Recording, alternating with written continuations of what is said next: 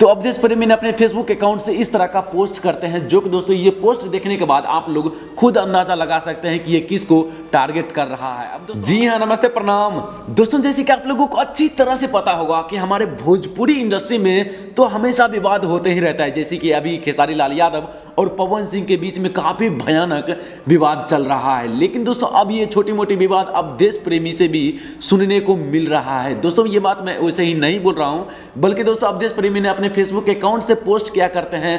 आप लोगों को साइड स्क्रीन में दिख रहा होगा, आप लोगों को हम पढ़कर भी सुना देते हैं। यहां पर आप देश प्रेमी पोस्ट करके लिखते हैं, अब देश प्रेमी यादव बने ले 7 जन्म लेवे के परी बेटा, मत बकबकाब सब और ना जलो इतना तो जलकर राख हो जाओगे। दोस्तों ये चीज सुनने के बाद आप लोगों को क्या लग रहा होगा कि दोस्तों कहीं ना कहीं अब देश प्रेमी किसी को टारगेट कर रहा है। अब किसको टारगेट कर रहा है ये तो मुझे पता नहीं, लेकिन दोस्तों मैं आप लोगों को बता दूं, जब धनंजय धड़कन को इंटरव्यू के दौरान कुछ पूछा गया था कि अब देश प्रेमी ने प्रचार किया था कि 1 लाख का वीडियो आने वाला है, तो आपका कब आएगा, तो इस तरह का कब आएगा, तो उधर से धनंजय धड़कन क्या जवाब देते हैं आप लोग खुद पहले देख लीजिए और उसके बाद हम आप लोगों को अच्छी तरह से समझाएंगे। धनंजय धड़कन जी, आजकल लोग तो 1-1 लाख का जो कि पोस्टर पे लिखवा रहे हैं कि गाना आ रहा है, आप कितना लाख के गाना बना रहे हैं? महाराज अब गाना शूट करते तो लिखा जाता है कि 1 लाख का गाना है चाहे 5 लाख का है, लोग देखने जा रहा है। हम प्रचार थोड़ा नहीं करते हैं कि 1 लाख का वीडियो आ रहा है मेरा।